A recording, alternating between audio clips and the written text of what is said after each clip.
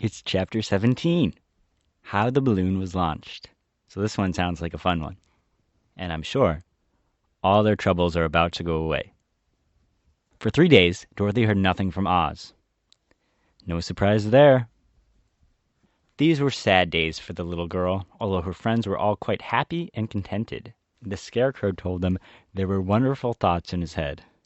Oh, I'd hate to know what those are. But he would not say what they were, because no one could understand them but himself. That's called insanity. Oh, no. When the Tin Woodman walked around, he felt his heart rattling around in his breast. That's called heart failure. And he told Dorothy he had discovered it to be kinder and a more tender heart than the one he had owned when he was made of flesh. That he had owned? The Lion declared he was afraid of nothing on earth, and would gladly face an army of men, or a dozen of the fierce Kalidas. Remember the Kalidas? We had quite a time with them, didn't we? Oh, that was a while ago. Thus, each of the little party was satisfied except Dorothy, who longed more than ever to get back to Kansas. On the 4th day, to her great joy, Oz sent for her, and when she entered the throne room, he said pleasantly, "Sit down, my dear. I think I have found a way to get you out of this country." "And back to Kansas?" she asked eagerly. Yeah, well, let's hope that was kind of the whole point. "Well, I'm not sure about Kansas," said Oz. Oh, come on. "For I haven't the faintest notion which way it lies. But the first thing to do is to cross the desert, and then it should be easy to find your way home." That's why he takes geography class. "How can I cross the desert?" she inquired. "Well, I'll tell you what I think," said the little man. Please don't. "You see, when I came to this country, it was in a balloon.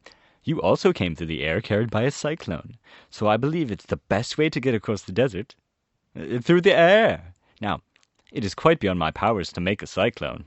Indeed. But I've been thinking the matter over, and I believe I can make a balloon." I don't even know if he can make a balloon. "How?" asked Dorothy. "A balloon," said Oz, "is made of silk, which is coated with glue to keep the gas in it. I have plenty of silk in the palace, so it will be no trouble for us to make a balloon. But in this country, there is no gas to fill the balloon with to make it float."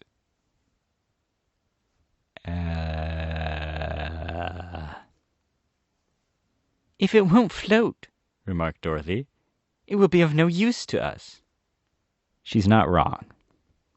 "True," answered Oz, "but there is another way to make it float, which is to fill it with hot air. Why didn't you mention that first?" "Hot air isn't as good as gas, for if the air should get cold, the balloon would come down in the desert, and we should be lost." "We?" exclaimed the girl. "Are you going with me?"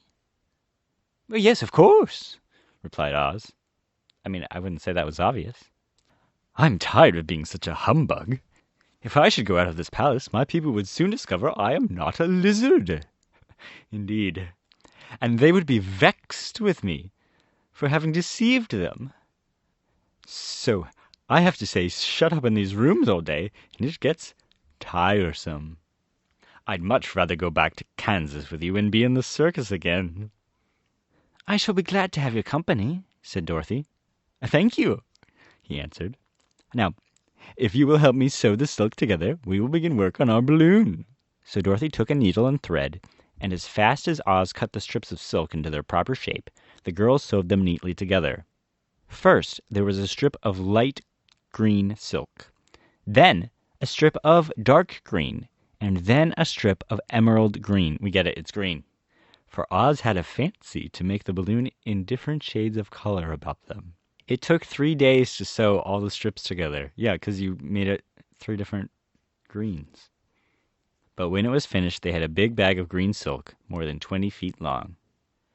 Then Oz painted it on the inside with a coat of thin glue to make it airtight, after which he announced that the balloon was ready. "We must have a basket to ride in," he said. He just thought of that. So he sent the soldier with the green whiskers for a big clothes basket. A laundry basket? which he fastened with many ropes to the bottom of the balloon. When it was all ready, Oz sent word to his people that he was going to visit the great brother lizard who lived in the clouds. A great brother lizard.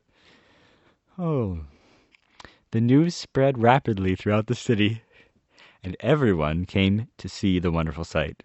Sure.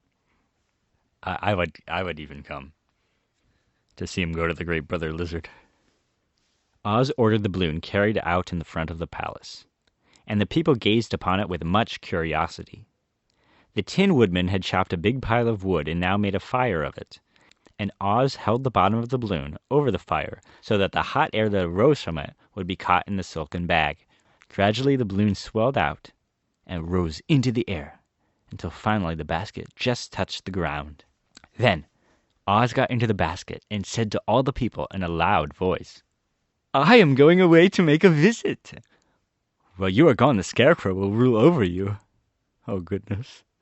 I command you to obey him as you would me." So we just replaced the lizard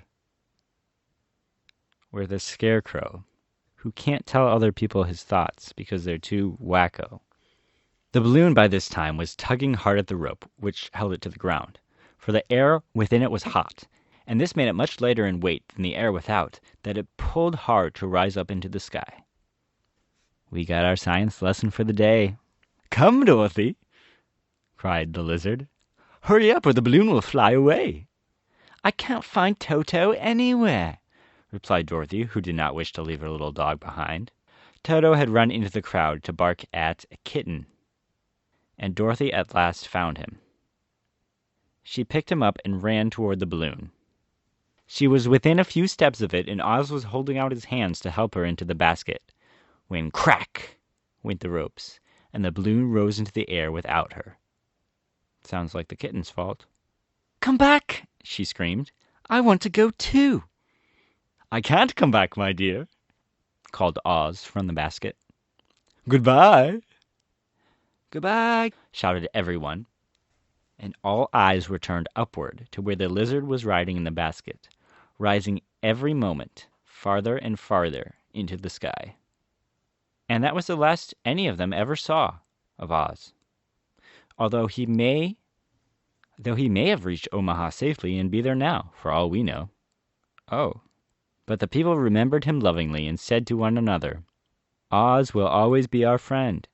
When he was here, he built for us this beautiful Emerald City, and now he has gone and left the wise Scarecrow to rule over us."